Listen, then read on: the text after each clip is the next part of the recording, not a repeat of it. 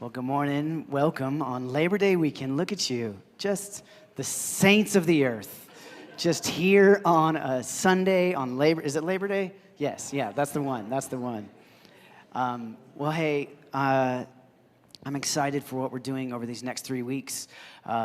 Hey, good news. We powered through most of Colossians, praise God. I loved Zach's message last week.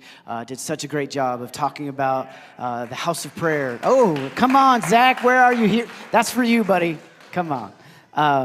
And so we're going to take these next 3 weeks, and we're going to, I don't know if we call them series around here, but we're going to do 3 weeks on what we'll just call In Every Season, and wanting to talk some of the core values, some of the priorities that we want to embody here at Boulder Street Church. But instead of just having it be a sermon on those, there is so much richness and history in God that sits in these pews. It's been such a joy and honor for Amy and I over the last 3 years to hear stories and to talk to people that have followed Jesus. I'll say it this way, and I'll try not to cry saying it. Most of my years, I talk about that it's our aim and it's our goal that when we're in our 70s and 80s, that we would have tender hearts towards God. When we're in our 60s, when we're retired, that we would love God with all of our hearts. And I would tell people over and over again, it's possible, I've seen it. And 99% of that time, I was talking about my parents. But I had seen it enough that I got to say it was real. And it has been such a joy coming into this community and seeing far more that it's not just my parents. That there are many that as they have lived in following Jesus, that they have continued having tender hearts towards the Lord. That they have continued seeing him move. And so we're just going to have, Amy and I are going to sit up here with some, and we're just going to have conversations about what that has looked like and what that's been like, and the good days and the bad days, and when it's hard and when there's life on it. And my hope is that we just have real casual conversation, and that you guys get a window into that, and that the Lord uses these conversations. So today we're specifically going to talk about the idea as a church of what it means to be prayer-based, that we're based on prayer. And so it is our aim, it's our prayer, it's our hope that we would be wholehearted in our love and devotion to Jesus in every season. And so having conversation of like, what does it look like to be wholehearted when I'm in college? And what does it look like to be wholehearted when I am, Amy just had you raise your hand if you've just been married a few years, or when I'm single and I'm not married yet, or I'm never going to get married, or when I'm a new mom, or when I'm been a mom for a long time, or when I'm just every different season in life, when I'm a son, when I'm a brother, when I'm a father, when I'm a grandfather. What does it look like that I would have lived with wholehearted devotion to Jesus and ultimately live for his reward in my life, in this church, in our city, and in our generation? And so that's our aim, and that maybe has a lot of words in it, but that's what we're hoping for. That's what we want to be. And I think that one of the ways we've seen kind of a pathway forward in that is that we would be a people that are rooted, that have we've said, presence-centered. That means that Jesus is the center. His presence is why we gather. We don't gather on Sundays to just play church. We gather to encounter the presence of God, and that we would go throughout our life being presence-centered people. That we'd be prayer-based. I'm going to talk a little. I remember meeting him and thinking, that's a movie, And he said something, and it logged in me. He said, if we are serving God without intimacy, it's nothing more than slavery. Whoa. That cut me to the core. It was like, I don't want to be a slave. I don't want to be an employee. Yeah. I want a relationship. Wow, that's good. And Jesus' model of prayer is our Father, not our master, not our employer. It's a relationship. So for me, prayer started with worship. With sitting in his presence. And I know sometimes people will start a prayer life with prayers for themselves or prayers for other people. But to me, I think that's secondary to worshiping him as your prayer, as like the diving board, as the launching point of prayer is that desire to commune with him and have a friendship with him and a relationship with him. And then we pray. And so I've kind of modeled my whole prayer life out of, I don't want to bring anything to you until I worship you. It's good. Julie. Well, as I was thinking about and pondering these things, ahead of time, I just heard the term rich, and you've used that a couple times today as speaking rich soil and rich in the Lord. But I saw your faces. I just want to give you that the Lord's, the treasures and the richness of what you're doing here, and then I saw everybody here. They're rich, the richness in God. Yes. We all have history, and they're treasures, and it's being birthed in such a way here. It's just, I don't know what's going to happen, but anyway, I just want to encourage you with that. For me, I think the history of prayer began in the generations. I'm just finding that out, of those that have prayed and gone before us, that we don't even know. But for my parents, I do remember my dad just kneeling down at 4, when he'd get up, I was coming in the door. So that kind of gives you a little history of where I was at, because he came to know in high school. Maybe I helped him get there. But my mom, too, her term was, I just gave you to the altar. And I'm so glad she did. Because when I had broken every commandment there is, and I said, I can't believe the person I've become. A drug addict husband, crack cocaine, sleeping with my purse at the bottom of the bed by then. But I think the richness for me is, and I was thinking of the song you sang last week after you asked me to be on this panel, take me up in your story, all my life for your glory. And then my daughter was singing that to myself today, and Jade wears the shirt, my God, my joy, my delight, which is part of that song. And I love how he confirms those things for us as we walk along. So I really needed prayer, and then the Lord set me up in different places. House of prayer, prayerful people that we would sit and read the Psalms and sing the Psalms, and we just listen and learn to pray before I even knew about the house of prayer. So it was rich. That's rich. Beautiful. Let me ask this, and Deldles, I'm going to come to you, but I want to set it up for everybody.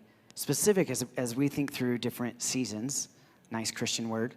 I think part of that is challenge and difficulty and trial. And I'd love to maybe even just hear in the hard times, what your relationship with the Lord, what has sustained you, what has been the thing that has kept you. And so, Deldles, I'm going to direct this a little bit. You don't have to answer. I know in part of your story, 9 years in a nation, giving yourself to a people, praying, then kicked out of that nation, has to be confusing, has to be hard, has to be like, God, what are you doing? I just would love to bring that into it a little bit. What is the response? It could be about prayer, it doesn't have to be, but through kind of the disappointment seasons, through the trials, through the hard seasons in following Jesus, what does that look like? Yeah, thanks for asking. First of all, the actual point of being kicked out was catalyzed from a prayer meeting. So just thought that would be an interesting connection. We were having a little retreat. We were helping to run a house of prayer in Kazakhstan, and the place where we were meeting was a council center, and they asked us to host a retreat for the counselors because they were burned out and needed some refreshment. So we spent a whole day with these counselors, all Central Asians, and towards the end of that time, as I was going to pick up my sons from their international school, as I stepped out the building, my phone rang, and it was the police. And it wasn't directly connected with, hey, we saw you praying, now we're going to arrest you. It was seemingly unrelated, but I knew in that moment that we had tripped a wire. So it got us kicked out, but it also helped us process and go through that. We've been in many, many situations where you don't know from to the next week what's going to be happening, and lots of isolation, lots of just turbulence and crazy stuff going on. And for us, always the grounding thing was just every day time together with the Lord, often involving worship, and then getting new perspective, and getting sometimes you just feel like either you want to leave right now, or you've got to have some purpose for being there, because but he would always somewhere along the line a thought would come, a verse would come, something to say, okay, this is what's going on, this is what you need to focus on, and I'm going to get you through that. So that always was a stabilizing force in our lives. Yeah, and I was just going to share, before we lived in Kazakhstan, we were in China for a few years, and I remember the second city that we lived in, and it was a closed city to foreigners, so we had special permission to be there, and it was intense in terms of security. So we were watched always. Our neighbors were stationed their door was open in the middle of winter, watching us come and go. And so it wasn't a real warm atmosphere where we were living. But I remember Nathan and I just taking time, just sitting on this little couch, like after our classes in the morning, and just crying out to the Lord. It was the intensity, the fire of the environment, living in a furnace environment, but it caused the fire in our spirits. We just felt like desperation. We need you, Jesus. Yeah. And it was so powerful in terms of, we did see things change. Things changed on the ground, and it became, we actually had relationships with people, and their lives were getting changed. So we were like, this is incredible, but we wanted out. We wanted eternal life. Jesus, speak to us. So that was just real for us. And I just say, out of his mercy, Jesus he changes things, he moves, but he takes us to places that are hard.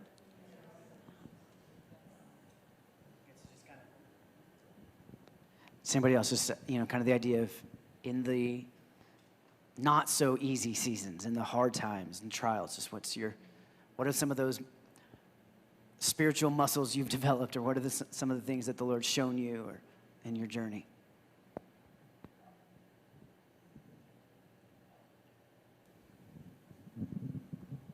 And the hard times are still going. The trials we'll have until we go home to be with Jesus. So we've got to learn this, whatever it is.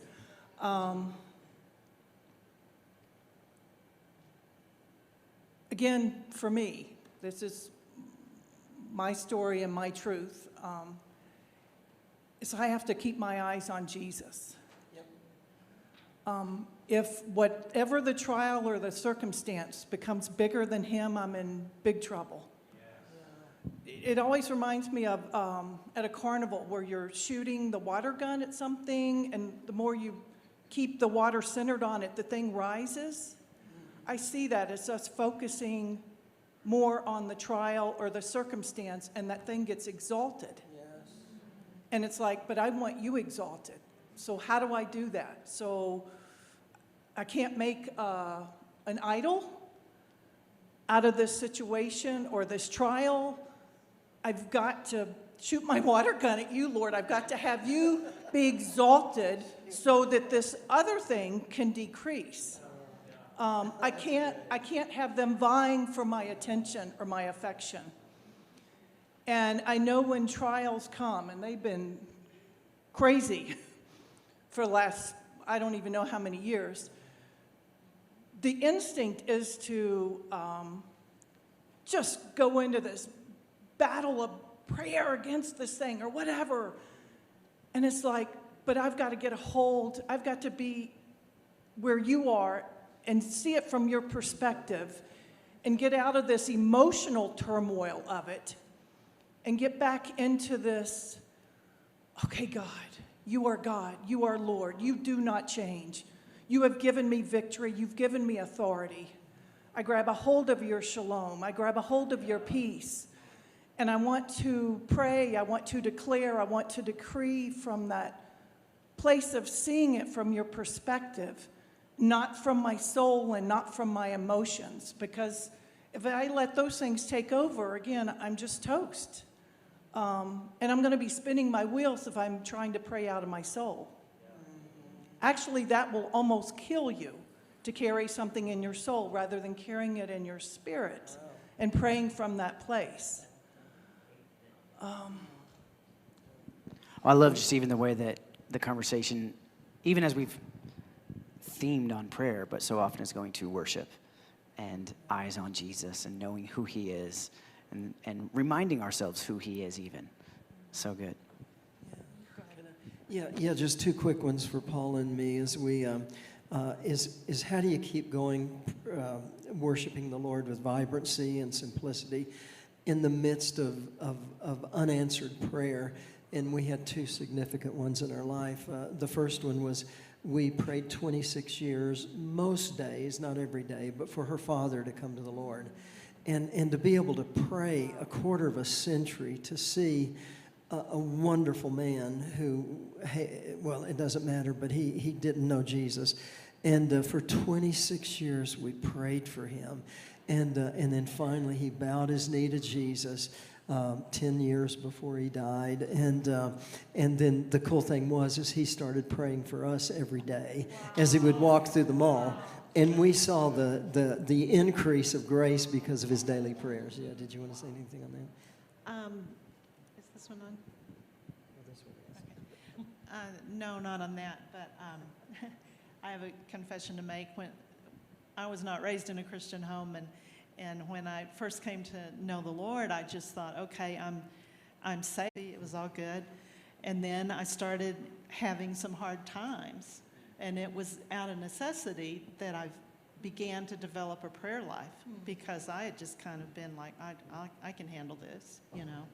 And so I just think it's important not to be afraid of hard times because hard things are what drive us to the Lord, you know. Yes. And so that's been true in my life.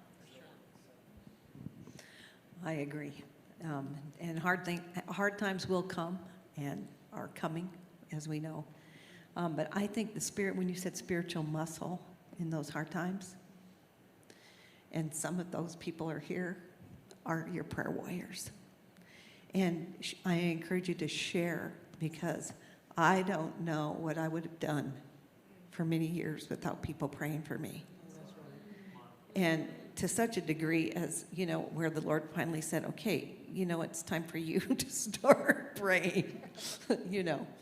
And so when you're in a hard place, don't forget to share with others what you need prayer for, because it matters. And that's what we're here for. It makes us one, doesn't it? It binds us together at a heart level. So. I just want to say one thing on, give me two mics. on, we say unanswered prayers. I think they're just unanswered as of this moment. Sure. I think there's a book called The Fire of Delayed Answers or something like that. But in it, it says, a delay is not a denial. So don't let somebody talk you out of receiving an answer. Delay is delay. It's not God's denial. Be that woman in front of the judge and you keep declaring it, asking for it, whatever you need to do till you see it come to pass. That's what I tell people when I'm praying for them. I'm not going to stop till I see the answer come. I had my husband's brother used to be an associate Baptist pastor. And I've never had such a religious spirit come after my faith and my prayer life, because it was like, well, obviously God's not going to do that for you. You're wasting your time. And I'm like, oh no, I got my teeth sunk into his garment. I'm not letting go till I see that. And if I go without seeing it, then I'll join all those forefathers that died in their faith, you know. But unanswered doesn't mean it's never going to happen. So don't lay down your faith, don't lay down your prayer life for whatever it is you're asking God for, or declaring or decreeing, especially if you know it's his will. Salvation or healing or whatever you know is God's will, you grab a hold of it like a pit bull and don't let go of it. So I just love to hear maybe from a couple of you, just how have you endured? You know, like evidence here is you guys have just fought and fought and fought, but how? So maybe some practicals. Okay, all of you are going to share. How have you endured? Take a hike. Seriously. That's where I meet with God. Yeah, I can't tell you how many times I've had just profound life-changing revelation. Just taking one of the open spaces around here, or a longer hike. 2 years ago, we took 6 weeks, hiked the Colorado Trail, and that was a prayer movement for the Uyghurs. And we prayed every day, and revelation was abundant. I feel like from that is even just the practicality of how you connect with the Lord, you know, and discovering how you connect and what you need to do in order to get yourself out of the way. And so, you know, it's probably not what Paula does, or maybe it is what Paula does, you know, but I feel like, yeah, that's awesome. I also love to hike, but another aspect that really, it primes the pump is, we've talked about worship, but this helps me to endure in prayer and in hard times. I just find myself singing to the Lord, just making up silly, you know, little snippets of song. But I just do that because music it's just, I'm so wired that way. And I really believe, for one thing, I mean, just any way, when we just let our voices be heard. I mean, the Lord loves to hear our voices. But in music, there's just something that is so renewing. And so, like in our prayer times, we love to have music going just in the background, you know? And I mean, I just love this church because there's such a strong, just love for the presence of God and being in a worship community. But that does wonders for prayer life. Wow, that's good. I was in a prayer meeting last week, 2 weeks ago, and this man was praying, and he said, Jesus, the first blood you shed was about defeating the iniquity of self-will. Because when he sweated great drops of blood, that was the first blood, and he was saying, not my will, but thy will. And so I find that when I'm just up against an impasse, don't feel his presence, feel like, bad word, and I can't just keep going, I find I have to deal with my self-will, because often I'm praying and asking stuff that's not in alignment with his will. I have to do like Psalm 62 says, pour out your heart before him. And so when we were battling, our son had cancer and we didn't even know he was going to live or whatever. We saw breakthrough when we finally just said, God, do you even care? I mean, just getting honest before him. God, do you see what we're going through? And we're just pouring out our heart. And then God instituted a bunch of great healing things along with medical science as well. And then like I remember one time I had such a longing to be involved in training international leaders. And for the first 10 years here at Boulder Street, I felt real landlocked here. It had always been a part of my ministry to varying degrees, but I felt landlocked here for the first 10 years. And I remember I was out taking a hike, and I said, God, why did you put this dream in my heart? I mean, and I finally got real instead of pounding the door, which we have to do, but I finally just said, God, I've got this vision. Are you going to do something about it, or do I just lay it down? So I dealt with self-will. I laid it down. 2 days later, I got a call from a ministry and said, would you teach in universities in Africa for us? I said, yeah. And, anyway, but it seemed like whenever I got real before the Lord and just said, look, I'm not seeing you care here. Anyway. Following up on that same illustration about when our son had cancer, that was a real time of endurance for me as a mom. And I think one of the key things was getting a word from the Lord that I could stand on. And that was so critical for me, because which underscores how important it is to be in the Word at times, when you don't feel like reading the Word. But he just so clearly spoke to me, and I was listening to the Gospel of John, and I was praying for my son, and as soon as I turned it on, it was on the verse. It was about Jesus healing the centurion's son or servant or somebody, I can't remember. But the verse was go in peace, your son will live.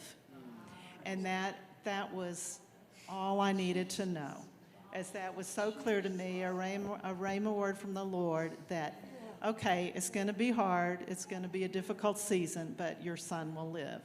And that, I just think that is so critical when you're going through a hard time, is just seek the Lord and ask him, I need to hear from you.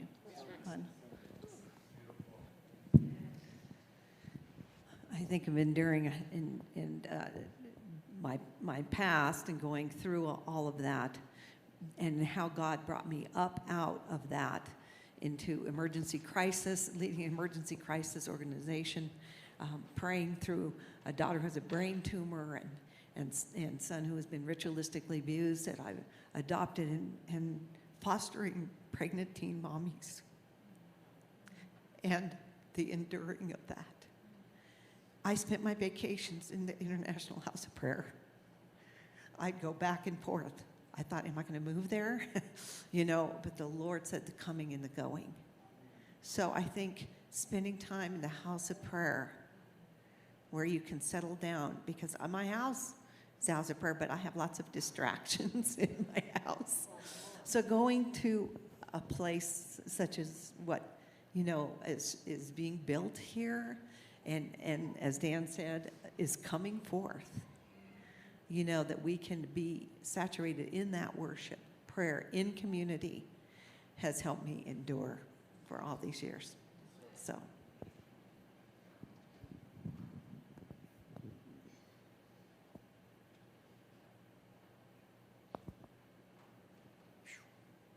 Thinking about going back really takes me back. Enduring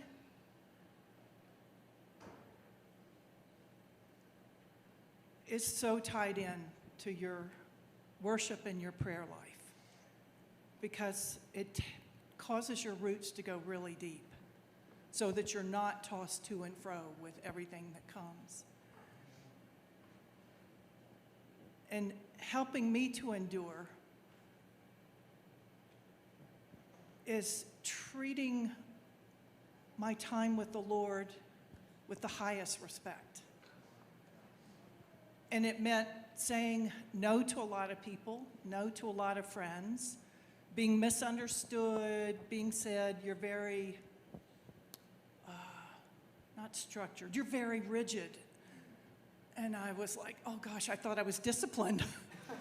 I've been called very rigid, years and years and years ago. And it was like, but I treat it as holy. I treat it as very precious. And I had to say no to some things and probably be misunderstood, but that's okay, because God understands me. But just helping me endure is just to hold on to that time. And being married to a husband who is like a closet Christian, so he's not out there praying, he's not out there witnessing or whatever, I value my time.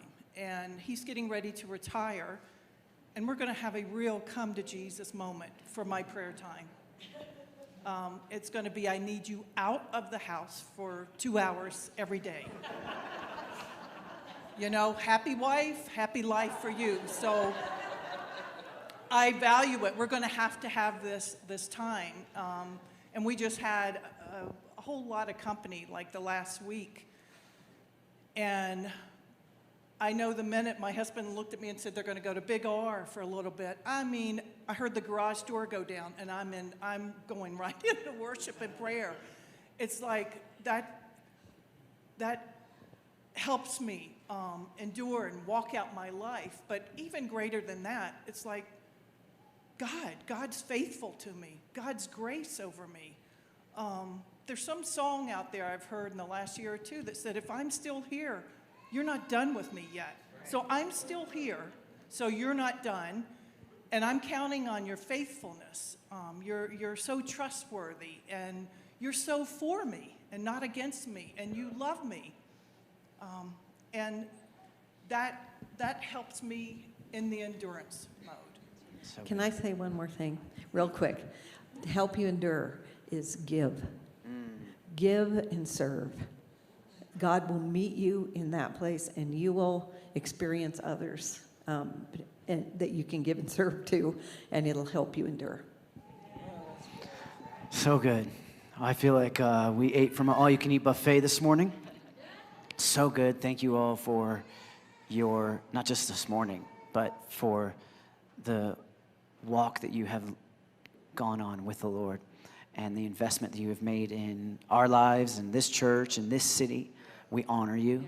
We bless you. Yeah.